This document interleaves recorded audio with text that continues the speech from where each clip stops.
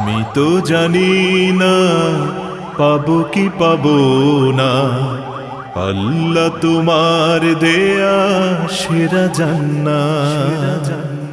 আমি তো জানি না পাবো কি পাবো না, আল্লাহ তোমার দেয়া সেরা জান্নাত। আমি শুধু জানি নরকের অগ্নি সইতে পারবো না কোনো দিন রাত। আমি তো জানি না পাবো কি পাবো না, আল্লাহ তোমার দেয়া সেরা জান্নাত।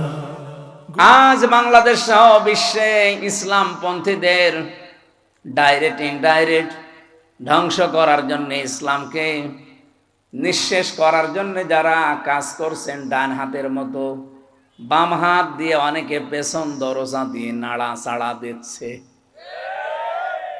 বুঝে ঠিক বললেন নাকি আন্দাজে? ইন্না বাদশা রাব্বিকা লাশাদীদ। এমনিতেই আল্লাহ কিছু বলে না, কিন্তু যদি ধরে ওরে আর ছাড়ে না।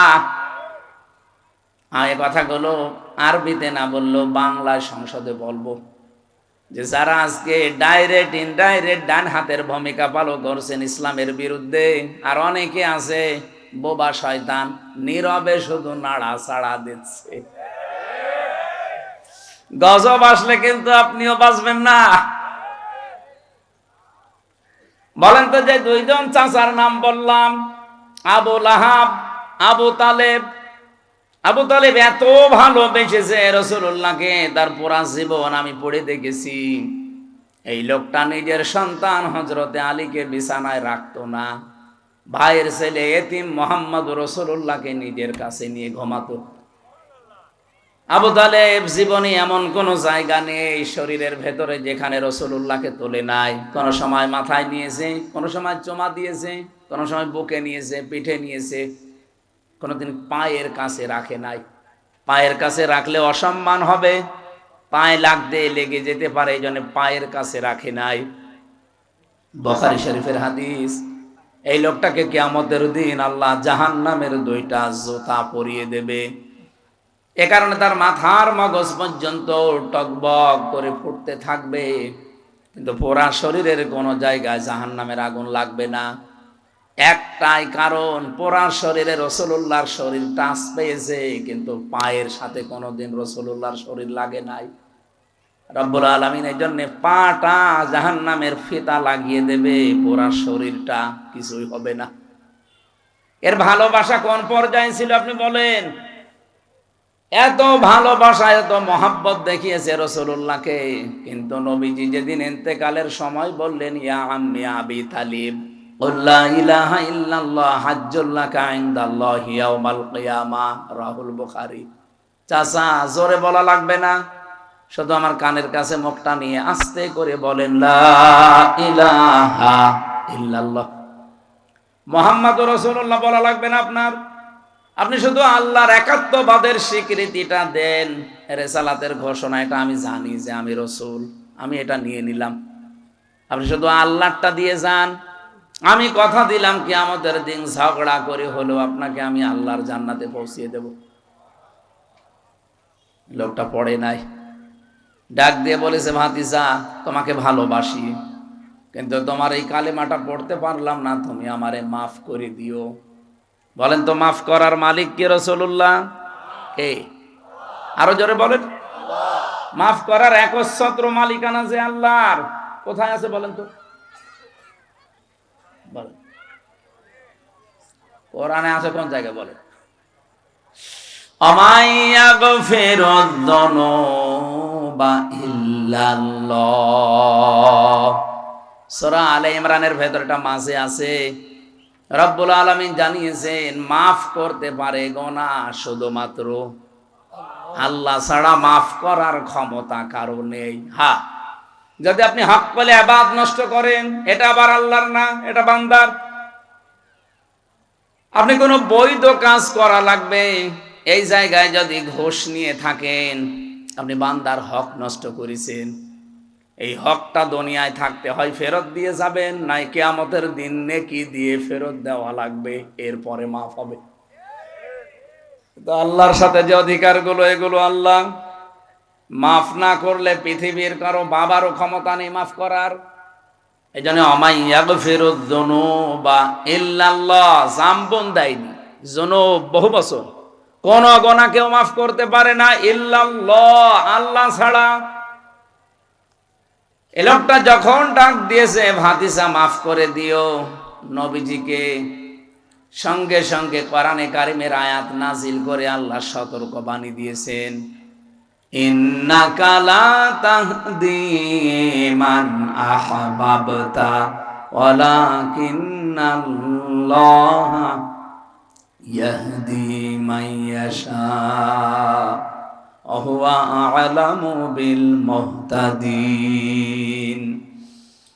সূরা কসসের ভেতরে আছে 56 নম্বর আয়াতে, নিশ্চয় হে নবী আপনি যাকে চান তাকে হেদায়েত দিতে পারেন না, আমি আল্লাহ যাকে ইচ্ছা করি তাকে হেদায়েত দান করি, আর হেদায়েত কে পাবে এটা আপনার চাইতে আমি আল্লাহ ভালো জানি। এই জন্য আ'লামু দেওয়া আছে। এরপরেও নবীজির মন মানছিল না, কারণ এত কষ্ট পৃথিবীতে রাসূলুল্লাহর পেছনে কেউ করে নাই। সেই জন্ম থেকে শুরু করে একেবারে প্রাপ্তবয়স্ক পর্যন্ত রাসূলুল্লাহ তার পেছনে এত, এই লোকটা রাসূলুল্লাহর পেছনে এত সময় দিয়েছে, শ্রম দিয়েছে, বাড়িতে রেখে খাবার খাওয়িয়েছে, লালন পালন করা যারে বলে। বিশ্বনবী মুহাম্মদ রাসূলুল্লাহর মন মানে না, এজন্য তিনি আবু তালেবের কবরের পাশে গিয়ে দোয়া করেছিলেন, মাপ চেয়েছিলেন আল্লাহর কাছে, রব্বুল আলামিন তুমি আমার চাচা আবু তালেবকে মাফ করে দাও। সঙ্গে সঙ্গে জিবরাইল এসে বললেন, হে নবী হাত নামান। কার জন্য হাত তুলেছেন? মা কানা লিন-নাবিয়্যি ওয়াল্লাযীনা আমানু আন ইস্তাগফিরু লিল মুশরিকিন ইলা আখির আয়াত। সূরা তাওবার 113 নম্বর আয়াতের প্রথম অংশে আছে, কোন নবীর জন্য, কোন ইমানদারের জন্য জায়েজ না, শোভনীয় না, উচিত না যে কোনো মুশরিক মারা গেলে তার জন্য ক্ষমা চাবে। ওয়ালাউ কানু উলি কুরবা, যদি ওইটা নিজের নিকট আত্মীয় হয়। বাংলার মুসলমানের এটা রেকর্ড হচ্ছে, আপনি কার দোয়া আল্লাহ ফেরত দিচ্ছে টের পাচ্ছেন? জীবনে যেই নবী হাত তুলেছে আল্লাহ ফেরত দিয়েছে এমন রেকর্ড নেই, শুধু একটা জায়গায় বিশ্ব নবী হাত তুলেছে আল্লাহ ফেরত দিয়েছে, আমি তার পুরা জীবনী পেড়ে একটা জায়গায় পেয়েছি। মনের ভেতরে যার কামনা আসলে কবুল হয়ে যেত, মনের ভেতরে কামনা আসলে যার কবুল হয়ে যেত, সেই নবী হাত তুলে বসে আছে, আল্লাহ হাত ফেরত দিচ্ছে যে চাচা মুশরিক এই কারণে। অথচ বাংলাদেশে আমরা দেখি অনেক মুশরিক একেবারে টাটকা মরে যায়, আর আমরা দোয়া করে জান্নাতে দিয়ে আসি, মনে হয় যে আমরা কন্ট্রাক্টারই নিয়েছি। জান্নাত তো আমাদের বাবার, নাকি আমাদের বাবার? এ ধোকার ভেতরে আছেন আপনারা, আর আমরাও ধোকা দিচ্ছি। নবীজির মতো মানুষ যদি দোয়া করে দোয়া আল্লাহ ফেরত দেয় যে কবুল হবে না, চাচা মুশরিক, আপনার আত্মীয়তাতে কি হয়েছে? কোন কোন চিন্তায় আছেন আপনি নিজেকে প্রশ্ন করেন। এত ভালোবাসা মহব্বত দেখিয়েও লোকটা মাপ পায়নি, শুধুমাত্র তার জীবনে অনুসরণ ছিল না রাসূলুল্লাহর। আল্লাহ পাক এজন্য সূরা আলে ইমরানের 31 নম্বর আয়াতে জানিয়েছেন, যদি আল্লাহকে ভালোবাসি এ কথা প্রমাণ দিতে চাও আমার রাসূলুল্লাহকে অনুসরণ করার মাধ্যমে দাও।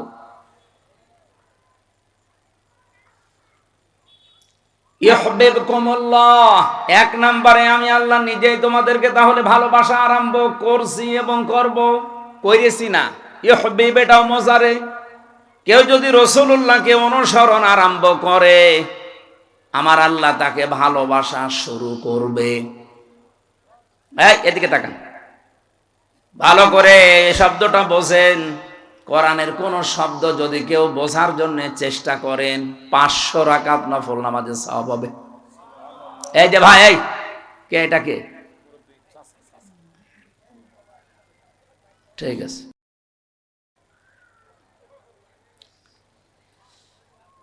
আল্লাহ পাক বলেন, আমি যদি কাউকে ভালোবাসা আরম্ভ করি, কয়েকটা পুরস্কার তাকে দেই।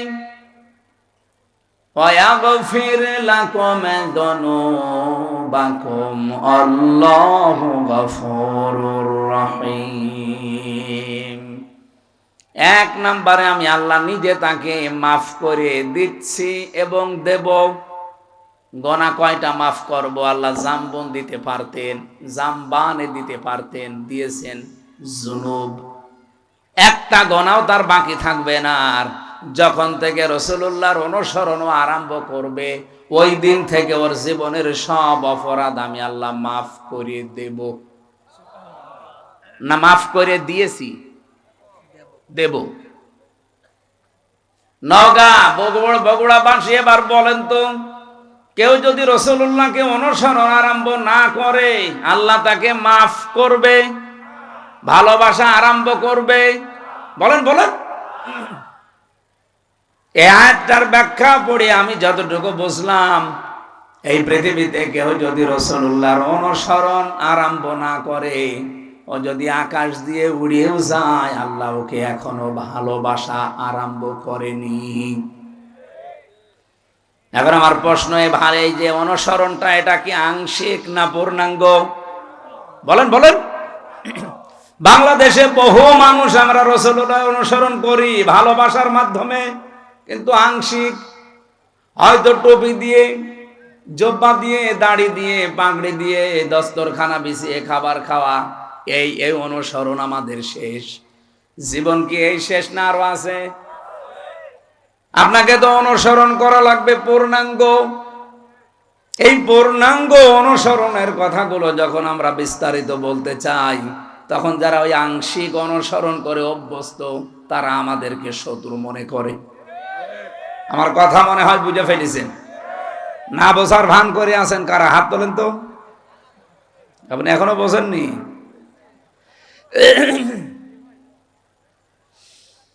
বগুড়াবাসী, এখান থেকে আজকে সিদ্ধান্ত নিয়ে যাবেন, জীবন আর কয়দিন আছি আমি রাসূলুল্লাহর অনুসরণ আর আংশিক করতে চাই না। যত ঝড় ঝাপটা আসুক না কেন, অনুসরণ আমি করতে চাই পূর্ণাঙ্গ। কথা বলেন না কেন? আর রাসূলুল্লাহকে অনুসরণ করতে হলে কোরআনে কারীমকে ইত্তেবা, অনুসরণ যেটা, ফায়াত্তাবিউনা আহসানা, এর ভেতরে যে উত্তম কথাগুলো আছে, সেগুলো অনুসরণের মাধ্যমে প্রমাণ দেওয়া লাগবে। আল্লাহ পাক এই কথা বলে শেষ করেননি, আয়াতটা শেষ করলেন, উলাইকাল্লাযীনা হাদাহুমুল্লাহ, এই মানুষগুলোকে আমি আল্লাহ হেদায়েত দিচ্ছি এবং দেব। এখানে ফাইল বা কর্তা সরাসরি আল্লাহ নিজে। রব্বুল আলামিন বলেন, আমি নিজে তাদেরকে হেদায়েত দেব। তাহলে আল্লাহর হেদায়েত পাওয়ার একটা শর্ত এখানে পেলাম। কোরআনে এখান থেকে আজকে যা শুনবেন, এইটা আজকে থেকে জীবনে অনুসরণ করার সিদ্ধান্ত নিয়ে বাড়ি যাওয়া লাগবে ইনশাআল্লাহ। উলাইকা হুম উলুল আলবাব। তাহলে আল্লাহর দৃষ্টিতে আপনি বুদ্ধিমান, জ্ঞান সম্পন্ন, বুদ্ধিমান বলে বিবেচিত হবেন। আল্লাহ আমাকে সহ প্রত্যেককে আজকের তেলাওয়াতকৃত আয়াত থেকে মূল শিক্ষাগুলো নিয়ে বাড়ি যাওয়ার তৌফিক দেন, বলেন আমিন। দরুদ আর সালাম আমাদের নবী মুহাম্মদ রাসূলুল্লাহ সাল্লাল্লাহু আলাইহি ওয়াসাল্লামের প্রতি। আমি তেলাওয়াত করেছি আপনাদের অনেকের পরিচিত সূরা লোকমানের 12 নম্বর আয়াত। 34টা আয়াত আছে, 4টা রুকু আছে, মক্কায় নাজিল হয়েছে। একটা মাত্র আয়াতের উপরে আমাদের আজকের কথা হবে ইনশাআল্লাহ। এই পৃথিবীতে যত জ্ঞানী বান্দাদের নাম আমরা শুনেছি, তাদের ভেতরে অন্যতম একজন মানুষ লোকমান। আমি তার জীবনী পড়তে গিয়ে পেয়েছিলাম, ইবনে কাসির বর্ণনা দিচ্ছে, এই পৃথিবীতে 3 জন কালো মানুষের নাম পাওয়া যায়। একজন হযরতে ওমরের খাদেম ছিলেন, মাহজা। 2 নম্বরে হযরতে বেলাল রাদিয়াল্লাহু তাআলা আনহু। 3 নম্বরে লোকমান আলাইহিস সালাম। চেহারা এত কালো, আমরা তো বুঝবো কালো বললে কি কাক অথবা হাড়ির তলা, অথবা এই যে মাইক্রো, এ তো কি কালো, এর চাইতে হযরতে লোকমান আলাইহিস সালাম আরো কালো ছিলেন। তার ঠোঁট গুলো ছিল ঝুলে যাওয়া, মাথার চুলগুলো ছিল উস্কো খুস্কো, চেহারা ছিল একেবারে বেটে, মানে একেবারে শর্ট। বলেন তো চেহারার যে বর্ণনা এতক্ষণ বললাম, ওনাকে যদি এখন সামনে আনি বারবার দেখতে মনে চাবে। অথচ এই মানুষটার মর্যাদা আল্লাহর কাছে এত বেশি, রব্বুল আলামিন কোরআনে কারীমের 34টা আয়াত সম্বলিত একটা সূরা তার নামে নাজিল করে তাকে চিরন্তন করে দিয়েছেন। তাকে চিরন্তন করেছিলেন কোন কোন কারণে? যে সমস্ত কারণগুলো আছে কোরআনের 34টা আয়াতের ভেতরে, অন্যতম হচ্ছে তিনি তার সন্তানকে, সবাইকে না, তিনি তার সন্তানকে ওসিয়ত করেছিলেন আল্লাহ রব্বুল আলামিনের সম্পর্কে। ওসিয়ত আর নসিহত কিন্তু এক না। ওসিয়ত শব্দটার বাংলা অর্থ হয় জোরালো ভাবে তাকিদ দিয়ে বলাকে। হযরতে লোকমান আল্লাহ পাক বর্ণনা দিয়েছেন, ওয়াইদে ক্বালা লোকমানু লিবনিহি ওয়া হুয়া ইয়াইযুহু ইয়া বুনাইয়া লা তুশরিক বিল্লাহ ইন্নাশ শিরকা লা যুলমুন আযীম। স্মরণ করো ওই সময়ের কথা যখন হযরতে লোকমান তার সন্তানকে ডাক দিয়ে বলেছিলেন, হে আমার কলিজার টুকরা সন্তান, লা তুশরিক বিল্লাহ, আল্লাহর সাথে শিরিক করা যাবে না। ইন্না শিরকা লা যুলমুন আযীম, অবশ্যই শিরিক একটা বড় জুলুম। এটা বড় গুনাহ না, এই জায়গায় বড় জুলুমের কথা বলা হয়। পৃথিবীতে যত জুলুম হতে পারে সব চাইতে বড় জুলুম আল্লাহর দৃষ্টিতে শিরিক করা। এই জন্য পৃথিবীর সব গুনাহ মাফের গ্যারান্টি পাওয়া যায়, কিন্তু শিরিক করলে আল্লাহ ঘোষণায় দিয়েছেন যে মাফ হবে না। এই পৃথিবীতে যত নবীর জীবনী আমি পড়েছি, সব নবীদের কম বেশি হয়তো নসিহত ওসিয়ত আল্লাহ করেছিলেন, ওহী পাঠিয়েছিলেন, কিন্তু পৃথিবীর 2,24,000 বলেন আর 1,24,000 বলেন, যত নবী আল্লাহ পাঠিয়েছে প্রতিটি নবীকে একটা ওহী সবাইকে জানিয়েছে, সেটা শিরিক করা যাবে না। ওয়ালাকাদ উহিয়া ইলাইকা ওয়া ইলাল্লাযীনা মিন ক্বাবলিকা লাইন আশরাকতা বিল্লাহ ইলা আখিরি আয়াত। লাইন আশরাকতা লা ইয়াহবাতান্না আমালুকা ওয়া লা তাকুনান্না মিনাল খাসিরিন। অবশ্যই হে নবী, আপনাকে আর আপনার পূর্বে যত নবী রাসূল পাঠিয়েছি প্রত্যেককে আমি ওহী করেছিলাম যে শিরিক করা যাবে না। আপনিও যদি শিরিক করেন, লাইন আশরাকতা লা ইয়াহবাতান্না আমালুকা, লামে তাকিদ নুনে সাকিলা, আপনার যত আমল আখলাক আছে, যত কাজ কারবার সব আমি আল্লাহ নষ্ট করে দেব। এখানে ফাইল সরাসরি আল্লাহ নিজে। ওয়ালা তাকুনান্না মিনাল খাসিরিন, আবার আল্লাহ গ্যারান্টি দিয়ে বলেছেন তুমি ক্ষতিগ্রস্ত হয়ে যাবে। বলেন নাউজুবিল্লাহ। নবীকে যদি আল্লাহ এত বড় হুঁশিয়ারি দিতে পারে, আমরা তো তার উম্মত। এই জন্য ভাইরা, আর জীবনে যাই করেন, কোন শিরিক যেন জীবনে না ঢোকে। শিরিকের এক কথাই ব্যাখ্যা হচ্ছে এই, আল্লাহ যেটা পারে ওটা অন্য কেউ পারে, এই কথা বিশ্বাস করার নাম শিরিক। এ বিশ্বাস বাংলাদেশের মানুষের নেই। আরো জোরে বলেন। কত মানুষ হেলায় খেলায় হোক, জেনে হোক না জেনে হোক, বলে ফেলছে যে ক্ষমতায় দেওয়ার মালিক ও জনগণ, নামানোর মালিক ও জনগণ। এটা যে প্রকাশ্য শিরিক, আপনারা কি বিশ্বাস করেন? শিরিক যে লোকটা করে সে লোকটা মুশরিক। সে লোকটা কি? আরো জোরে বলেন। ইন্নাহু মাইয়ুশরিক বিল্লাহ ফাকাদ হারামাল্লাহু আলাইহিল জান্নাহ। কোন মানুষ যদি শিরিক করে আমার আল্লাহ তাকে মাফ করবে না, গ্যারান্টি দিয়ে দিয়েছেন, ঘোষণা। তার 1 নাম্বার শাস্তি জাহান্নাম, তার জন্য ওয়াজিব, আর জান্নাত হারাম। আমালিজ জালিমিনা মিন আনসার, এমনকি তাকে সাহায্যকারীও কাউকে পাওয়া যাবে না। বগুড়াবাসী, আমি খুব চিন্তায় থাকি এই শব্দগুলো নিয়ে। বহু মানুষের জীবনে নামাজ, রোজা, হজ, যাকাত, পর্দা এগুলো আমরা পাচ্ছি, কিন্তু শিরিক রন্ধ্রে রন্ধ্রে ঢুকে আমাদের সব আমলগুলো অলরেডি নষ্ট করে ফেলছে। আহ্বান জানাচ্ছি, যাই করেন হিসাব নিকাশ করে, শিরিক যেন জীবনে না ঢোকে আমাদের। হযরত লোকমান তার সন্তানকে টাকা পয়সার সাথে আমার পরে ক্ষমতায় যাওয়া লাগবে কি করে, এইটা তিনি পরিচয় করাননি। হযরত লোকমান তার সন্তানকে পরিচয় করিয়েছিলেন কার সাথে? আরো জোরে বলেন। রব্বুল আলামিন এই উপদেশ বাণীতে, এই ওসিয়তে এত খুশি হয়েছেন, এই ওয়াজটা শোনার পর রব্বুল আলামিন এবার শুধুমাত্র হযরতে লোকমানের ছেলেকে না, কিয়ামত পর্যন্ত যত সন্তান দুনিয়ায় আসবে সব সন্তানের জন্য আল্লাহ নিজে এবার ওসিয়ত করলেন, ওয়াসাইনাল ইনসানা বিওয়ালিদাইহি হামালাতুহু উম্মুহু ওয়াহনান আলা ওয়াহান। তাম পৃথিবীর সব মানুষকে, এ মানুষ বলতে শুধু মুসলমান না, হে লোকমান, তুমি তো সন্তানকে টাকা পয়সা কিভাবে কামাই করা লাগবে, কিভাবে ক্ষমতা দখল করা লাগবে, প্রভাব প্রতিপত্তি এলাকায় অর্জন করা লাগবে, এ পরিচয় করাওনি। তুমি পরিচয় করালে আল্লাহর সাথে। আমি আল্লাহ এখন দায়িত্ব নিয়ে তোমার সাথে তোমার সন্তানের পরিচয় করিয়ে দিলাম। শুধুমাত্র তোমাকে না, অবশ্যইনাল ইনসান আছে। ইনসান মানে শুধু মুসলমান না, ইনসান মানে মানুষ। বলেন তো, হিন্দু কি মানুষ না? আরো জোরে বলুন। এলাকায় যদি কোনো অন্য ধর্মের ভাইরা বোনেরা থাকেন, কোরআনে কারীম আপনাকে ইঙ্গিত দিয়েছে যে পৃথিবীর সব মানুষের প্রতি আল্লাহর ওসিয়তে, ওসিয়ত মানে কিন্তু জোরালো ভাবে বলা, গুরুত্ব দিয়ে জোর দিয়ে বলা।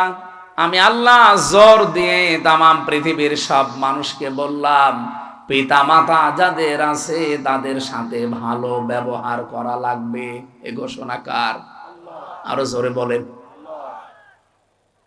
কোরআনে কারিমে যেখানে মা বাবার কথা আমি পেয়েছি, সেই জায়গায় দেখেছি কোন জায়গায় 3টা, কোন জায়গায় 5টা, কোন জায়গায় 7টা, খালি ব্যাখ্যা দিয়েছেন আল্লাহ। অন্যান্য কত মানুষের নাম তো কোরআনে আছে, কই এত ব্যাখ্যা তো আল্লাহ দেননি। এত বেশি ব্যাখ্যা আমার বাবার নামে আল্লাহ নিজে দিয়েছেন। রব্বুল আলামিন ব্যাখ্যা দিতে দিতে এমন সুন্দর সুন্দর শব্দগুলো চয়ন করলেন কোরআনে। আখফিদ লাহুমা জানাহাদ-দুল্লি মিনার রাহমা ওয়াকুর রাব্বিরহামহুমা কামা রাব্বায়ানি সাগীরা। বলেন আল্লাহু আকবার। আল্লাহ বলেন আখফিজ। আখফিজ শব্দের শাব্দিক অর্থ হচ্ছে ডাউন করা, এরপরে ফল করে দেওয়া। শুধু ডাউন করার নাম আখফিজ না, ডাউন করার পরে ফল করে দাও। জানাহাদ-দুল্লি, জানাহুন মানে ডানা, জিল্লুন মানে নম্রতা বা ছায়া, দুইটা অর্থই হয়। তোমার যে ছায়া আছে ডানার, এটা শুধুমাত্র ডাউন করবা না, ফল করে দিবা। আমি আয়াতটা পড়ার পর একবার চিন্তা করেছিলাম, আল্লাহ পাক কেন ডানার কথা দিলেন? কোন মানুষের তো দুনিয়ায় ডানা হয় না, ডানা হয় পাখির। কার? আমাদের কি ডানা আছে? না, আমাদের আছে হাত। আল্লাহ তাআলা ইয়াদুন দিতে পারতেন, ইয়াদুন না দিয়ে, আদুদা না দিয়ে আল্লাহ জানাহুন দিয়েছেন। এটা ধার করে নিয়ে এসেছেন পাখির কাছ থেকে। পাখির কাছ থেকে ডানা ধার করে আল্লাহ আমাদেরকে লাগিয়ে উদাহরণ দিলেন কেন? ডানা তো পৃথিবীতে আরো অন্যান্য জিনিসের আছে, হেলিকপ্টারের ডানা আছে, এরোপ্লেনের ডানা আছে, না নেই? সেই ডানা আল্লাহ তো নেননি, নিয়েছেন পাখির কাছ থেকে। আপনি হেলিকপ্টার, এরোপ্লেনের যে ডানা, এটা শুধুমাত্র ডাউন হয়, ফল হয় না। ফল হলে উড়বে না। এমনকি এর ভেতরে মোলায়েম কিছু নেই, সব শক্ত মজবুত। আর পাখির যে ডানা, এর ভেতরে পর আছে, পালক, এত সফট, এত কোমল, এত নরম। একটার সাথে একটা যখন লেগে যায়, পাখি যখন তার বাচ্চাদেরকে এই ডানার নিচে একটার সাথে আর একটা পর লাগিয়ে দেয়, তখন বাচ্চাগুলো এই ডানার নিচে একটা কিচির মিচির আওয়াজ দেয়। এটাকে বাংলায় বলা হয় অনির্বচন সুখ। তার মানে বাচ্চাগুলো মাকে বসাতে চায়, মা তুমি যেভাবে আমাদেরকে আগলিয়ে রেখেছো, তোমার ডানাগুলো শুধুমাত্র ডাউন করনি, ডাউন করার পরে ফল করে দিয়েছো। এই জন্য আমরা এমন নিরাপদে আছি যে আমাদেরকে আর অন্তত কোনো শত্রু দেখতে পাচ্ছে না, আমাদের ক্ষতি হওয়ার আর কোনো সম্ভাবনা নেই। আল্লাহ পাক বলেন, পৃথিবীর সন্তানেরা, মার বাবা তোমার জীবদ্দশায় যেন এইটা মনে করে যে আমার সাইফুল্লাহ থাকতে আমার আর কোনো চিন্তা নেই। আমার মনে হয় এরকম কথা মনে করার মতো সন্তান বা বাবা মা অনেক কম। অধিকাংশ পরিবারের সন্তান থাকা এটা আরো ঝামেলা। গতকালকে একটা ভিডিও দেখছিলাম, একটা সন্তানকে তার মা বাবা সম্পদ দিয়ে যায়নি, এই জন্য বাবার কবর ভেঙে দিচ্ছে। এটা দেখেননি? গাইবান্ধা এক সাহাবী এসে বলেছিল, হে রাসূল, আমার বাবা আমাকে কিছু দেয়নি, আমি কি করব? বিশ্ব নবী বলেন, কিছু যদি না দেয়, ছোটবেলায় যা দিয়েছে কিয়ামত পর্যন্ত হায়াত পেয়েও সেটা শোধ দিতে পারবা না। বাবা যা বলে ওইটাই ফাইনাল, যদি আল্লাহ রসুলের বিরুদ্ধে না যায়। যেই ছেলেটাই যেই মা বাবার কবর ভেঙে দিচ্ছে, টাকা পয়সা হয়তো জমি জায়গা তাকে দেয়নি, ও বুঝে করুক না বুঝে করুক, আমি শুধু ওর একা দোষ দেইনি, এই দোষটা ওর বাবারও আছে। কারণ যেই শিক্ষাটা দিলে সন্তানে আচরণ করবে না, সেই শিক্ষা ওর বাবা ওকে দেয়নি। যেই শিক্ষা দিলে আল্লাহর পরে মার বাবার স্থান এটা জানা যায়, ওই রকম শিক্ষাগুলোই মনে হয় আপনাদের এলাকায় বিভিন্ন জায়গায়। সাইফুল্লাহ ভাই বলছিলেন প্রায় 17টা কয়টা মক্তব চালু আছে, 11টা 13টা। এইরকম সন্তানগুলো যে সমস্ত এলাকায় আছে, এই 13টা 15টা 20টা করে যদি সব উদ্যোগ নিয়ে নিয়ে যে শিক্ষা পেলে আপনার কবর ভাঙবে না, আরো কবরের পাশে দাঁড়িয়ে দোয়া করবে, এইরকম আব্দুল হাই সাইফুল্লাহর মতো সন্তান আমরা তৈরি করতে চাই। আল্লাহ পাক প্রতিটি জেলায় প্রতিটি এলাকায় এরকম মানুষ যেন তৈরি করে দেন, বলেন আমিন। আমার ভাইরা, আমার কথা ছিল, হযরত লোকমান তার সন্তানকে পরিচয় করিয়েছেন শুধুমাত্র আল্লাহর সাথে। আমার আল্লাহ বলেন, আমি দায়িত্ব নিয়ে তামাম দুনিয়ার সব সন্তানকে পরিচয় করালাম তার মা আর বাবার সাথে। এমন একটা সুন্দর উদাহরণ আল্লাহ কোরআনে সেট করলেন। তোমার মা বাবা যদি পৃথিবীর সব কিছু তোমাকে ছেড়ে দিতে বলে, নবীজি বলেন মার বাবার জন্য সব কিছু ছেড়ে দেওয়া তোমার জন্য ফরজ, যদি ওটা জায়েজ হয়। এখানে একটা মাসলা আছে, যেহেতু আলেমরা বসে আছেন, মায়ের কথা শুনে কিন্তু স্ত্রীকে তালাক দেওয়া জায়েজ নেই। এত সম্মান যে মায়ের, এত সম্মান যে বাবার, আপনি মায়ের কথা মতো স্ত্রীকে তালাক দিতে পারবেন না, কিন্তু বাবার কথা মতো পারা যাবে। কারণ বউ আর শাশুড়ির ভেতরে যে সম্পর্কটা মার মেয়ের মতো হওয়া দরকার, এটা 100টার 98টা পরিবারে আজ বাংলাদেশে নেই। এই কথা বলে না কেন? এ ওর দোষ ধরে, ও এর দোষ ধরে। অথচ ওইটা যদি ওনার নিজের মেয়ে হতো, কোনোদিন ওইভাবে ভুল ধরতো না, আর ওইটা যদি ওর নিজের মা হতো, কোনোদিন দোষ ধরতো না। আল্লাহ ভালো জানে যে দুইজনের ভেতরে মিল হয় না, হচ্ছে না।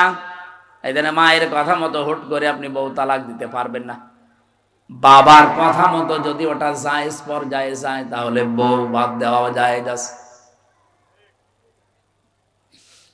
আমার ভাইরা, আমি একটা বাস্তব কথা বলছি। আজ বাংলাদেশের আমার যতটুকু ধারণা আমি দেখি এবং শুনি, এদেশের আজ 100টা পরিবারের 90টা পরিবারে শান্তি নেই, শুধুমাত্র বউ আর শাশুড়ির এই ছোট মনের কারণে। আমরা আহ্বান জানাবো, মেয়েরা যারা এসেছেন, আপনাদের মনটা আপনারা উদার করবেন। কয়দিন থাকবেন এই দুনিয়াতে? এই ছোট্ট দুনিয়ার ফেরেবে পড়ে যদি বিশাল আখেরাত আপনি পরিবারেই নষ্ট করে ফেলেন, আপনার মতো কি বলবো আহাম্মক আর কেউ নেই। প্রত্যেককে আহ্বান জানাচ্ছি, নিজের মায়ের মতো মনে করে চলেন। নিজের মাও তো কত দোষ করে, ভুল করে, আপনি সবই সহ্য করে নেন, মাফ করে দেন। নিজের মেয়েও তো কত ভুল করে, না জানলে শিখিয়ে দেন। শাশুড়িগুলো যদি এই পর্যায়ে তৈরি হয়, আর পুত্রবধূগুলো যদি মেয়ের মতো তৈরি হয়, বাংলাদেশের পরিবারে স্বামীদের হার্টের রোগ হবে না। বিয়ে করেনি তো হাসতেছে, বিয়ে করলে টের পেল। বিয়ে যারা করে না ওরা এই ঔষধ এখনো পায়নি। আমি তো যতটুকু দেখছি, হাজারো পরিবারে আজ আমরা পুরুষ মানুষ যারা হার্টের রোগী, এই বউ আর শাশুড়ির এই ছোট মনের কারণে। এই এলাকায় মনে হয় এরকম মহিলা নেই? সম্মানিত মা বোনেরা, শুধু নামাজ পড়া, রোজা রাখার, কালো বোরকা পরা ইবাদত না, শাশুড়ির সাথে মায়ের মতো আচরণ করাও ইবাদত। পুত্রবধূর সাথে নিজের মেয়ের মতো আচরণ করা, এটা ইবাদত। আপনি কিন্তু জালেম হয়ে মরবেন। এই শাশুড়ি যারা কিছু হলেই শুধু ছেলের কানে কানে তুলে দেয়, এটা তাল লাগায়, এর কারণে ছেলেটারও তার বউকে দেখতে পারে না, পরিবারে অশান্তি হয়, মেয়েটা অশান্তিতে থাকে। এই শাশুড়ি এরকম মন যাদের আছে, এরকম আচরণ যারা করেন, আপনি কিন্তু জালেম হয়ে মরবেন। এরকম শাশুড়ি কার বাড়িতে আছে একটু হাত তোলেন দেখি। এই এলাকায় তো ভালো মানুষ সব, আলহামদুলিল্লাহ, অনেক ভালো এলাকা।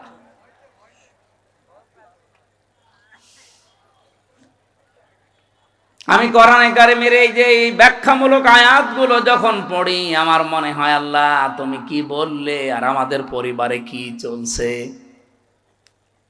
মায়ের কষ্টের কথাগুলো আল্লাহ আয়াতের পরবর্তীতে তুলে ধরেছেন। হামালাতুহুম ওয়াহানান আলা ওয়াহনি ওয়া ফিসালুহু ফি আমাইনি আনিশকুর লি ওয়া লিওয়ালিদাইকা ইলাইয়াল মাসির।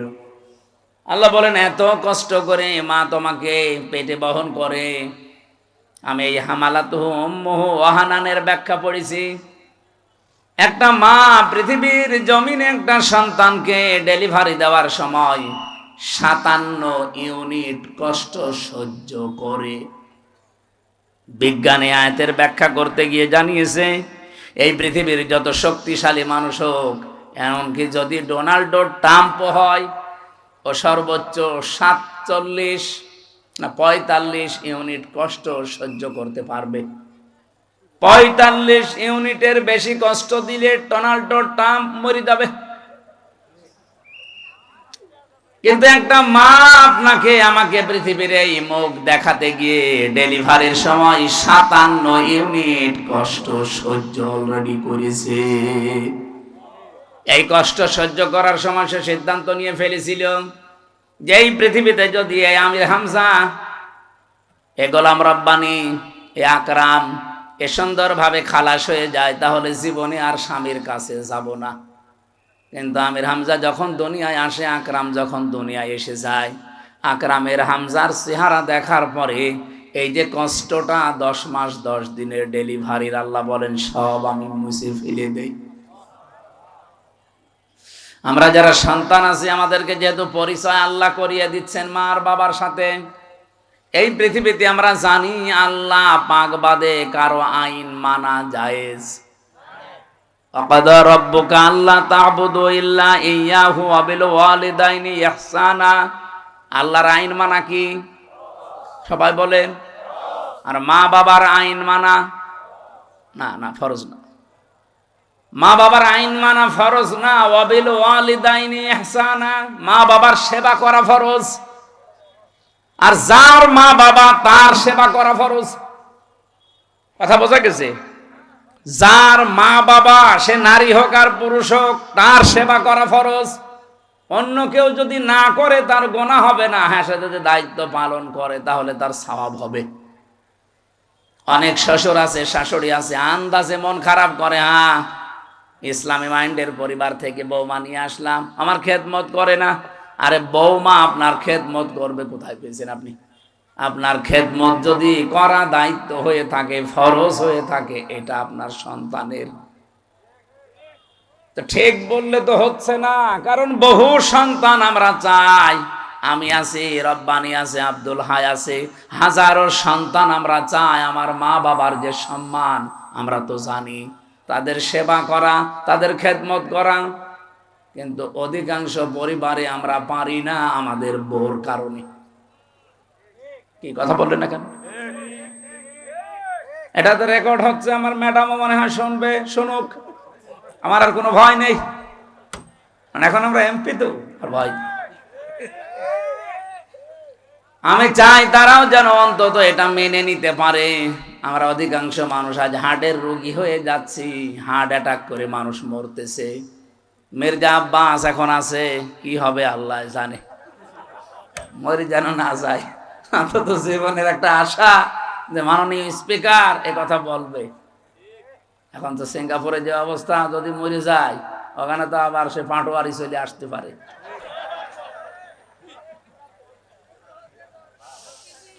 বগুড়াবাসী, এবার আমি যে কথা তুলতে চেয়েছিলাম, আমার 8টা পয়েন্টের উপর আজকে আলোচনা আমি নোট করেছি। রব্বুল আলামিন যে 3 জন কালো মানুষের নাম বললাম তাফসিরে, এটা মারিফুল কোরআনে পাবেন। এই 3 জন কালো মানুষের ভেতরে হযরতে লোকমান, আল্লাহ পাক বলেন আমি আল্লাহ তার মর্যাদা এত বেশি বাড়িয়েছি কেন জানো? ওয়ালাকাদ আতাইনা লোকমানাল হিকমাতা, অবশ্যই আমি লোকমানকে জ্ঞান দিয়েছিলাম, হিকমা দিয়েছিলাম, আর তাকে এই কথা বলে দিয়েছিলাম আনিশ করলি ওয়া মা ইয়াশকুর ফাইন্নামা ইয়াশকুরু লিনাফসি, আনিশ করলিল্লাহ, যে আমি আল্লাহর শুকরিয়া আদায় করো, কৃতজ্ঞ হও। যে ব্যক্তি আল্লাহর শুকরিয়া আদায় করে সে যেন নিজের জন্যই করে। ওমান কাফারা ফাইন্নাল্লাহা গনিয়্যুন হামিদ, কোন মানুষ যদি পৃথিবীতে আল্লাহর শুকরিয়া আদায় না করে, কুফরি করে, অকৃতজ্ঞ হয়ে যায়, সে যেন মনে রাখে আমার আল্লাহ মুকাফেক্ষিহীন, প্রশংসিত। এটা আমরা তেলাওয়াতকৃত আয়াতের বাংলা অর্থ ছিল। এবার আমি যে আয়াত থেকে যা পেয়েছি এগুলো ডেলিভারি দিতে চাই, নাকি চলে যাবেন? থাকবেন তো ইনশাআল্লাহ? হযরতে লোকমান বলেন ইন্নী খাদামতু, অবশ্যই আমি খেদমত করেছি, আলাফ আরবাআতা আলাফিম মিনাল আম্বিয়া, এই পৃথিবীতে 4000 নবীর খেদমত আমি করেছি। কত? খুব ভালো করে শুনবেন, 4000 নবীর আমি খেদমত করেছি। ওয়া হাসালতু মিনহুম, তাদের কাছে আমি হাসিল করেছি, পেয়েছি এই 4000 নবীর খেদমত করতে গিয়ে সামানিয়াতা আশিয়া, 8টা জিনিস আমি তাদের কাছে পেয়েছি। তাহলে আজকের যে ওয়াজটা, এটা 1টা 2টা 3টা নবীর না, 4000 নবীর খেদমত করে তাদের কাছে হাসিল করা জিনিস। হযরত লোকমান বলেন আমি 4000 নবীর খেদমত করেছি, তাদের কাছে যা যা পেয়েছি তার মধ্যে 8টা জিনিস আমার কাছে অন্যতম। এই 8টা জিনিস আমি চাই পৃথিবী যতদিন থাকবে মানুষেরা এই 8টা জিনিস যেন অর্জন করে। বলেন সুবহানাল্লাহ। আমি আপনাদেরকে, আমি সহ প্রত্যেকে যেন অর্জন করতে পারি।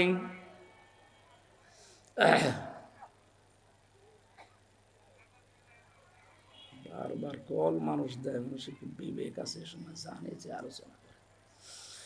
1 নম্বরে 8টা শিক্ষার ভেতরে আমি পেয়েছি নবীদের কাছ থেকে যে নামাজের ভেতরে মন তৈরি করা লাগবে। কিসের ভেতরে? প্রশ্ন আসতে পারে সব নবীর না জামানায় কি নামাজ ছিল? হ্যাঁ, হযরতে আদম আলাইহিস সালাম থেকে শুরু করে মুহাম্মদুর রাসূলুল্লাহ পর্যন্ত যত নবী আল্লাহ দুনিয়াতে পাঠিয়েছেন, প্রত্যেক নবীকে আল্লাহ পাক কম বেশি সেজদার হুকুম দিয়েছিলেন। হ্যাঁ, তাদের হয়তো এভাবে 5 ওয়াক্ত ছিল না, তো সেজদা দেওয়ার নিয়ম ছিল, কারণ সেজদা ছাড়া কেউ আল্লাহর নিকটবর্তী হতে পারে না।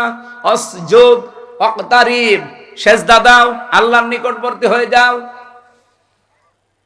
আদম আলাইহিস সালাম তাওবা করার মাধ্যমে উনি যে ফজরের 2 রাকাত নামাজ স্বামী আর স্ত্রী মিলে আরাফাতের ময়দানে পড়েছিলেন, আমরা তাফসিরের কিতাব থেকে হাদিস থেকে যেটা পেয়েছি, রব্বুল আলামিন আদমের প্রতি 350 বছর পরে এত খুশি হয়েছিলেন এই 2 রাকাত নামাজের সেজদায়। কিয়ামত পর্যন্ত উম্মতে মুহাম্মদী যারা আসবে তাদেরকে আল্লাহ এই 2 রাকাত নামাজ ফরজ করে দিয়েছেন। ওই দিন হযরত আদম আলাইহিস সালাম যে দোয়া করেছিলেন, এই দোয়াটা আল্লাহর কাছে এত বেশি পছন্দনীয়, এত বেশি ভালো লেগেছে, আল্লাহ ডাক দিয়ে বলেছিলেন, আদম, কিয়ামত পর্যন্ত তোমার সন্তানাদি যারা আসবে তারাও যদি কোনো ভুল করে অপরাধ করে এই দোয়াটা পড়ে, আমি আল্লাহ তোমার মতো সন্তানদেরকেও মাফ করে দেব। আদমের সন্তান আমরা যারা জবান খুলে পড়েন, রব্বানা যালামনা আনফুসানা ওয়া ইল্লাম তাগফির লানা ওয়া তারহামনা লানাকুনান্না মিনাল খাসিরিন। ফজরের নামাজের যে 2 রাকাত, এটা আদম আলাইহিস সালাম থেকে পাওয়া। জোহরের নামাজের যে 4 রাকাত হযরত ইব্রাহিম আলাইহিস সালাম থেকে পাওয়া। আসরের নামাজের যে 4 রাকাত হযরত উসাইর আলাইহিস সালাম থেকে পাওয়া। মাগরিবের নামাজ যে 3 রাকাত হযরত আইয়ুব আলাইহিস সালাম থেকে পাওয়া। এশার নামাজ যে 4 রাকাত, এটা হযরত আয়েশার কারণে স্পেশাল ভাবে আল্লাহ মুহাম্মদুর রাসূলুল্লাহকে দিয়েছেন। রব্বুল আলামিন বলেন, হযরতে লোকমান, তাকে আমি আল্লাহ জ্ঞান দিয়েছিলাম, হিকমা দান করেছিলাম। এই জ্ঞান পাওয়ার পরে তার প্রথম কাজ হয়েছে সে শুকরিয়া আদায় করেছে আল্লাহর। তাহলে এখান থেকে কয়েকটা শিক্ষা পাওয়া যায়। জ্ঞান যারা পাবে, জ্ঞানী তো আল্লাহর দৃষ্টিতে তারা যারা আল্লাহর কাছে নত হবে, নম্র হবে, শুকরিয়া আদায় করবে আল্লাহর নিয়ামতগুলোর। তা আমাদের আচরণটা পুরা উল্টা। একটা ভিডিও দেখছিলাম আজকে আসার সময়, নৌকা নিয়ে পার হয়ে যাচ্ছে একজন, 2 জন শিক্ষিত মানুষ। মাঝিকে নৌকা যখন একেবারে নদীর মাঝে, অনেক সুন্দর সুন্দর কথা শোনাচ্ছে মাঝি, তুমি আমাদের বাবা, তুমি আমাদের দাদা, বাবা দাদা খালু যা বলার সব বলছে, যে শুধুমাত্র নদীটা আস্তে আস্তে পার করো। এ কথাগুলো শুনতে শুনতে বেশ নদীটা পার করে যেই ডাঙ্গায় তুলে দিয়েছে, ডাঙ্গায় নামার পরে এমন গালিগালাজ আরম্ভ করেছে। আমার এই উদাহরণটা ভিডিওতে দেখার পরে মনে হচ্ছিল বাংলাদেশে আজ অনেকেই এই আচরণ করছে। 18 মাসেও যাদের আচরণ ছিল একরকম, দেখেন 18 মাস পরে নির্বাচিত হয়ে তাদের আচরণ ঠিক ওই 2 ভদ্রলোকের মতো হয়ে গেছে। এতদিন যাদেরকে বাপ বলতো, দাদা বলতো, খালু বলতো, এখন তাদেরকে শালা বলছে। এমনকি বৈধ জিনিস পর্যন্ত তারা মানতে চাচ্ছে না। তার মানে ক্ষমতায় না থাকলে মানুষ যতটুকু নম্র হয়, ভদ্র হয়, কৃতজ্ঞতা আদায় করে, ক্ষমতা পেয়ে অনেক মানুষ অহংকারী হয়ে যায়। হযরত লোকমান এইটা হননি। অনেক জ্ঞান পাওয়ার পর, এটা যেতে আল্লাহর একটা নিয়ামত, এই পৃথিবীর শ্রেষ্ঠ নিয়ামতের ভেতরে, এটা পাওয়ার পরে তিনি শুকরিয়া আদায় করেছিলেন, কৃতজ্ঞতা আদায় করেছিলেন, কৃতজ্ঞ হয়েছিলেন আল্লাহর কাছে। রব্বুল আলামিন বলেন, লাকাদ আতাইনা দাউদা ওয়া সুলাইমানা ইলমা, অবশ্যই আমি দাউদ আর সুলাইমানকে জ্ঞান দিয়েছিলাম। আকাল আলহামদুলিল্লাহিল্লাযী ফাদ্দালানা আলা কাসীরিম মিন ইবাদিহিল মুমিনিন। তারা 2 জনেই এই জ্ঞান পেয়ে কি করেছিল জানো? আকাল আলহামদুলিল্লাহিল্লাযী ফাদ্দালানা। তারা 2 জনে শুকরিয়া আদায় করেছে ওই আল্লাহর। ওনারা বলছে ওই আল্লাহর শুকরিয়া আদায় করছি আমরা, যিনি আমাদেরকে জ্ঞান দিয়েছেন। আমাদের মর্যাদা দিয়েছেন। মেনে আলা কাসির মেনে ইবাদিহিল মুমিনিন, এই পৃথিবীতে বহু মুমিন বান্দাদের উপরে আমাদের মর্যাদা যিনি বাড়িয়েছেন, তার দরবারে আমরা শুকরিয়া আদায় করছি। তাহলে জ্ঞান পাওয়ার পরে জ্ঞানী মানুষদের আচরণ হওয়া দরকার। তারা নত হবে আল্লাহর দরবারে, দরবারে ইলাহিতে তারা আরো নম্র হবে, ভদ্র হবে, মাথা নত করবে। আর আমাদের মুসলমান আমরা দাবি করে দেখছি আমাদেরটা পুরা উল্টা। লোকমান আলাইহিস সালাম 4000 নবীদের কাছে যেই কথাগুলো শিক্ষা পেয়েছিলেন, তার 1 নম্বরে বলেন যে সেজদা দেওয়া লাগবে, জীবনী নামাজ, এটা যেন কেউ না ছাড়েন। প্রত্যেক নবী যেহেতু এটা পেয়েছিলেন।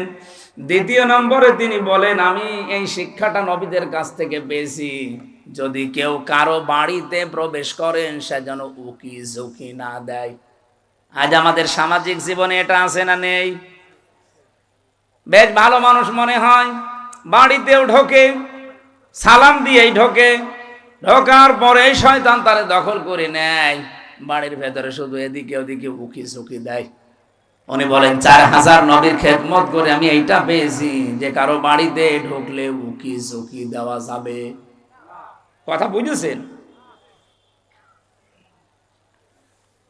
অনেক মানুষ চালাকি করে, আমি দেখি বাড়িতে, বাড়ির বাইরে দাঁড়িয়ে সালাম দেয়, আসসালামু আলাইকুম।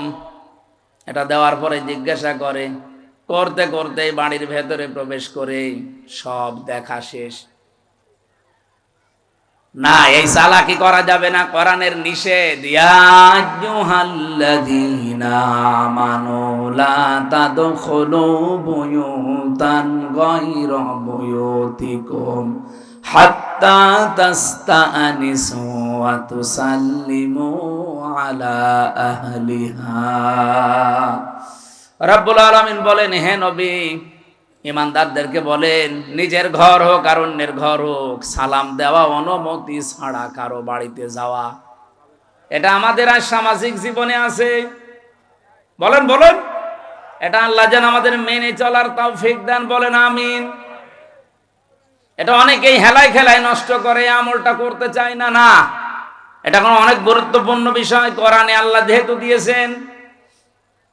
বহু মানুষ এই ছোট্ট আমলটার ভেতরে, এরপরে আমি কিছু আয়াতের ব্যাখ্যা পড়ে তাফসিরে দেখেছি, আজ যারা নিজেদের স্ত্রীকে প্রথম 1 বছর 1.5 বছর 2 বছর ভালো লাগে, কিন্তু এরপরেই দেখি সংসার আর টেকে না, নিজের বউর চাইতে অন্যের বউ দেখলেই কেমন যেন ভালো লাগে।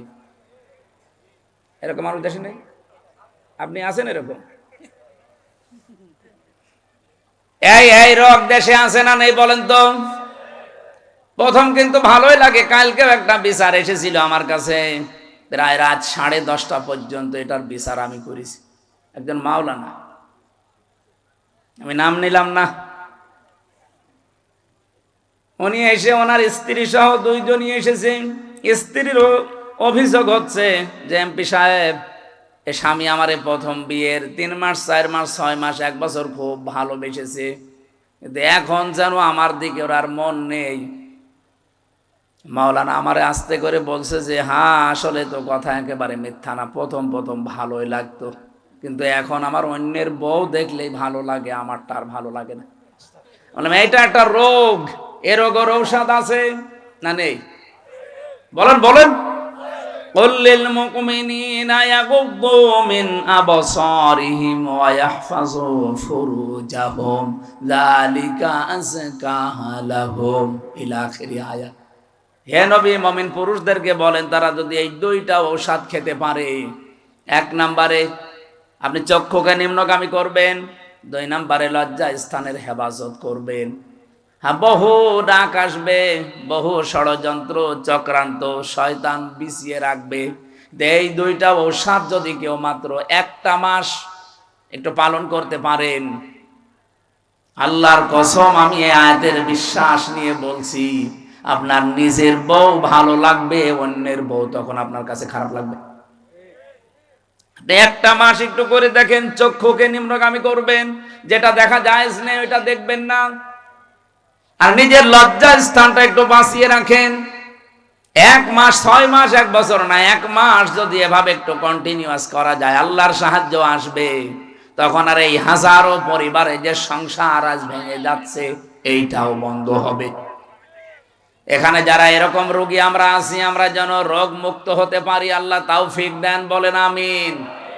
সত্যি করে বলেন তো, এরকম রোগ আছে কার? কোন এলাকায় ওয়াজ করতে আসলাম গো? এটা সব আল্লাহর ওলি। এরকম কোন রোগই তো এলাকায় নেই। এটা শুধু পুরুষের ক্ষেত্রে না, মেয়েদের ক্ষেত্রেও আজ হাজারো পরিবারে খালি ডিভোর্স ডিভোর্স আর ডিভোর্স চলছে। এই একটা মাত্র কারণে, নিজের চোখের হেফাজত নেই। 2 নম্বরে লজ্জা স্থানের হেফাজত করে না। স্বামী বাড়ি না থাকলে বহু মহিলা আছে আল্লাহকেও ভুলে যায়, স্বামীকেও ভুলে যায়। এই 2টা জিনিসের গ্যারান্টি একটু নেন। আমি আশা করছি আপনাদের আমাদের যেসব রোগটা আছে এই রোগকে আল্লাহ পুরাপুরি নিরাময় করে দেবেন, বলেন আমিন। 3 নাম্বারটা বলছি, হযরত লোকমান বলেন আমি 3 নাম্বারে পেয়েছি, খাবার যদি খেতে বসো একেবারে সব সাবাড় করে ফেলবা না। প্রতিটি নবী এই শিক্ষাটা আমি নবীর খেদমত করে পেয়েছি 4000 নবীর কাছে। তারা কোনোদিন যা খেতে বসেছে সব সাবাড় করেনি। এই জন্য প্রত্যেক নবীর বুক ছিল বড় আর পেট ছিল ছোট। আমরা এমন উম্মত, আমাদের কোনো বুক নেই, শুধু পেট। আমি সংসদে আমার ডাইনে বামে সামনে পেছনে যেখানেই তাকাচ্ছি শুধু ভড়ি আর ভড়ি, খালি আমারই ভড়ি নেই। আমার বামে যেটা ওইটা ভড়িয়ালা, ডাইনে যেটা ওইটা ভড়িয়ালা। নাম নিলাম না, আপনি দেখতে পাবেন কালকে পরশু দিনই কি ভড়ি গো। মাঝে মাঝে আমার মনে হয় আল্লাহ এদের ভড়ি দেখে তো মহিলারা লজ্জা পাবে। ছেলে মেয়ে হয় আমাদের আর ভড়ি হয় এর। কি পেট, আখের পেট। নবীদের এরকম পেট হয়নি কেন? কারণ নবীরা 3টা সুন্নাত আদায় করে খাবার খেতেন। 1 ভাগ খাবার, 1 ভাগ পানি, আর 1 ভাগ হজম করার জন্য খালি রাখতেন। এই জন্য নবীদের পেট বড় হয়নি, বড় হয়েছে বুক। তাদের এই বুক বড় হওয়ার কারণে তারা জালেমদের সামনে মাথা নত করে নাই, সত্য বলতে ভয় পায় নাই। কথা বলছেন না কেন? আজ বাংলাদেশে আমাদের যদি সত্যি বুক থাকতো, আমি যেমন টার্গেট নিয়েছিলাম সংসদে, আমি যদি নির্বাচিত হতে পারি 100 দিনের ভেতরে আমি কুষ্টিয়ার সদর আসনে অন্তত 100 দিনের ভেতরে যতগুলো অফিস আদালত আছে সবগুলো জনবান্ধব করে তুলব।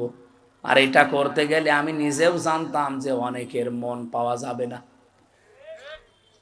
কারণ যত বড় অফিসার সে তত বড় মুডে থাকে। সবাই চায় যে আমার সবাই জি হুজুর জি হুজুর, স্যার স্যার, এটা করতে থাক। চেয়েছিলাম যে ডিসি, এসপি, টিওনো, ওসি, সিভিল সার্জন সহ সরকারি যত প্রতিষ্ঠান আছে এগুলো যেন জনবান্ধব হয়, মানুষ যেন সেখানে যে ভয় না পায়। এই ভয় দূর করার জন্য খালি বারবার এখানে মানুষের সম্পৃক্ততা বাড়ানোর চেষ্টা করলাম। যেই কয়টা জিনিসে হাত দিলাম দেখি না শত্রু হয়ে গেছে। আমি নাম ধরেই বলছি, কুষ্টিয়ার এখন যারা দায়িত্বে আছে এই মানুষগুলো এখন আর আমাকে দেখতে পারছে না, কারণ এদের আতে অলরেডি ঘা লেগে গেছে। হাসপাতালে হাত দিলাম, হাসপাতালের যারা দায়িত্বে আছে এরা এখন আর রাজি না। প্রথম প্রথম বলতো যে হ্যাঁ খুব ভালো কাজ হচ্ছে। বাজারটা মনিটরিং করার জন্য এত অত্যাচার করে মানুষেরা। ম্যাজিস্ট্রেট নিয়ে একদিন গিয়ে দেখলাম 670 টাকা দিয়ে 570 টাকা দিয়ে মুরগি, দেশি মুরগি কিনেছে আর বিক্রি করছে 650 টাকা। ম্যাজিস্ট্রেটকে বললাম দেখেন তো সর্বোচ্চ লাভ করার কি আছে। উনি বলছে 18 থেকে 20 টাকা। একটা জিনিসে আপনি সর্বোচ্চ 18 থেকে 20 টাকা লাভ করতে পারবেন, আর ও লাভ করছে 1 কেজিতে 80 টাকা। বলতে গেলাম আমি কালার হয়ে গেছি। বলছে এইটা এমপির কাজ না। মাদকের ওখানে গিয়ে 27 জনের লিস্ট করলাম পুরা কুষ্টিয়ার ওই পাড়াতে, যে এদের দ্বারা সমাজ পরিবার ধ্বংস হয়ে যাচ্ছে। ও আল্লাহ, পরে দেখি যাদের কাছে নালিশ দিয়েছি সেই তাদের কাছে টাকা খায়। ওরা রাতের বেলা এসে আমারে বলছে হুজুর আপনি আমাদের নাম পাঠিয়েছেন থানায়, ও থানার বাবুরে ডাকেন। ওদের রাতের বেলা সিভিল পোশাকে এসে মাল নিয়ে যায়, আমি নালিশ দেবো কার কাছে? এখন তাদের কাছেও খারাপ যে হ্যাঁ এইটাও এমপির কাজ না। হাসপাতালে কাজ নেই, বাজারে কাজ নেই, মাদকে আমার কাজ নেই, তা আমার কাজ কোথায়? খালি বসে বসে জিকির করব। এই মানুষগুলো এখন শত্রু হয়ে যাচ্ছে। যে লোকটা একটু বন্ধু মতো ছিল সাবেক ডিসি, তারে অলরেডি শত্রুতা করে তাড়িয়ে দিয়েছে, কুষ্টিয়া থেকে বদলি করে দিয়েছে। এত বড় অপরাধ করার পরও কোনো অনুশোচনা তাদের নেই। এই মানুষগুলো বুক উঁচু করে মাইকের সামনে বলে আমাদের কথা শোনে না, এই জন্য তাকে আমরা বদলি করে দিয়েছি। লজ্জা। আমি ওই দিনই স্ট্যাটাস দিয়েছিলাম যে সৎ, যোগ্য এবং ভালো মানুষের কদর বাংলাদেশে নেই। যে যত বড় দুর্নীতিবাজ সে এই দেশের তত বড় হিরো। দেশের একেবারে 12টা বাজিয়ে দিচ্ছে যারা, তারাই নাকি এই দেশের এখন সর্বোচ্চ জায়গায়। আমার ভাইরা, আমি যে সিদ্ধান্ত নিয়েছিলাম এগুলো আমি পালন করবই, কারণ আমি কোরআনে কারিম থেকে এটা জানি, দুনিয়ার সবাই যদি আমার শত্রু হয়ে যায়, আমি যে বুক বড় করেছি, বুক মানে এ বড় বুক এইটার বলে না, এ বুকের ভেতরে আল্লাহ যে সৎ সাহস দিয়েছে, আমার কুষ্টিয়ার যারা দায়িত্বে আছে এরা কেন সারা পৃথিবী আমার বিরুদ্ধে চলে গেলেও ডন্ট কেয়ার, কিছু মনে করি না।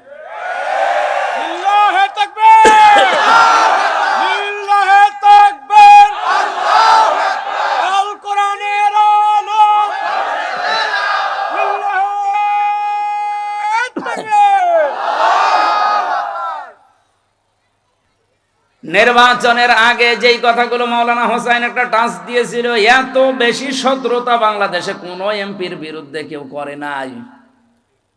আমার একেবারে সেই 11 সাল থেকে শুরু করে কাটসাট ভিডিওগুলো এনে 64 জেলায় ওরা 64টা মামলা পর্যন্ত দিয়েছিল কে দিয়ে? আমি একটা উদাহরণ দিতে গিয়ে 8 জনের নাম বলেছিলাম, তার ভেতরে আরাফাত রহমান, ওনার নামটাও ছিল। ওনার নামের ওই শেষে যে দুটো শব্দ আছে, ওই শব্দটাকে আমি বলেছিলাম এটা যদি কয়কার না দিয়ে কেউ কয়হস্যু দেয় তাহলে পাল্টিয়ে যায় নামটা। তো এরকম আরো 8টা নাম বলেছিলাম, সেগুলো বলে নাই। এই 15 সেকেন্ডের ভিডিও ছেড়ে 64 জেলায় 64টা মামলা দিয়েছে। ওরা মনে করেছিল মামলা দিলে মনে হয় এ বসে যাবে। আরে ভাই, আমি তো আয়না ঘরে থাকা মানুষ, জেল ও তো আমার কাছে শ্বশুর বাড়ি মনে হয় না। আয়না ঘরে থেকে আমি ফাঁসির কন্ডেম সেলের ভেতরে ছিলাম 3 বছর, খেয়ে না খেয়ে আমি ঝুলেছিলাম প্রায় 11 ঘন্টা, মাথা নিচের দিকে পা উপরের দিকে দিয়ে। আর আপনি আমার এখন ভয় দেখাচ্ছেন মামলা ও ছাতা তো আমি গুলিয়ে খেয়ে ফেলবো। এজন্য আমাদের বুক বড় করা লাগবে ভাই। মাওলানা আব্দুল হাই সাইফুল্লাহ ভাই, আমার বড় ভাই, আমি চাই আমাদের বুক যেন এরকম বড় হয় নবীদের মতো। প্রতিটি নবীর বুক ছিল বড়, তার মানে বুকের ভেতরে সাহস ছিল, আর পেট ছিল একেবারে ছোট। আজ বাংলার আলেম ওলামাগুলো যদি আমরা বুক বড় করতে পারতাম, বুকের সাহস নিতে পারতাম, আমার মনে হয় রাম বাম আর জেনারেল মানুষগুলো আলেমদের কদর আরো বেশি করত। এ দোষ শুধু আমাদের নিজেদেরই।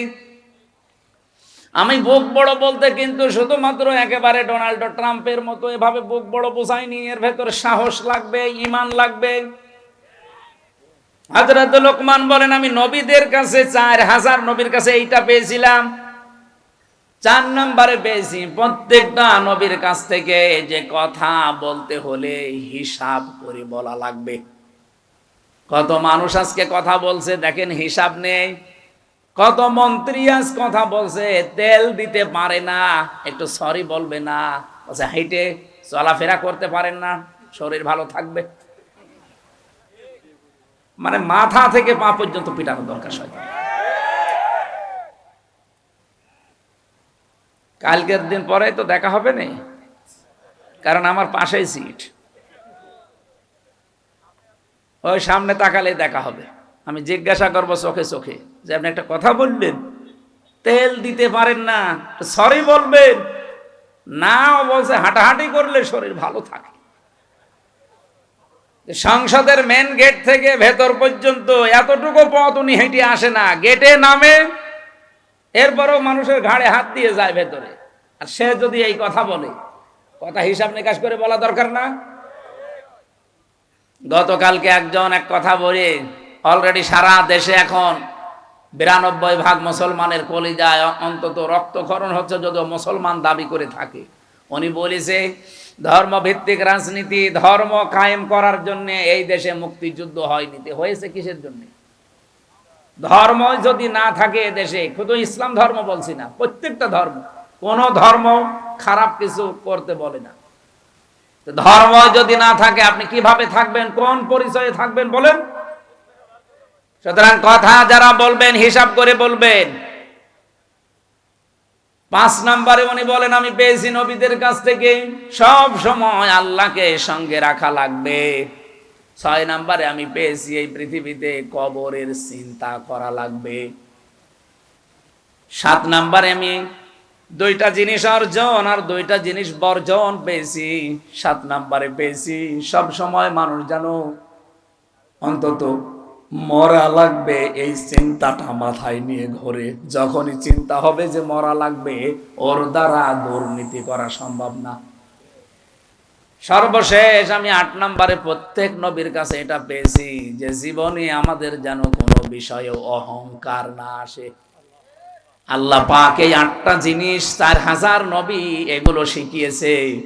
উনি বলেন হাসাল তো আমি হাসিল করেছি, পেয়েছি মিনহুম এই নবীদের কাছ থেকে সামানিয়াতা আশিয়া, এই 8টা জিনিস কিয়ামত পর্যন্ত দুনিয়ায় যারা আসবে তারা যেন এই 8টা জিনিসকে ফলো করে চলতে পারে, আমরাও যেন পারি। বলেন আমিন।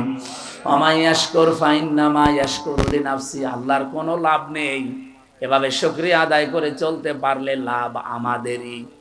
কারণ আমার আল্লাহ 2টা নাম এখানে দিয়েছেন, গনিয়্যুন হামিদ, উনি মুখাফেক্ষিহীন এবং প্রশংসিত। আমরা যদি কেউ দুনিয়ায় প্রশংসা আল্লাহর না করি, আল্লাহর ক্ষমতা হারিয়ে যাবে। বলেন বলেন। সুতরাং আল্লাহ পাক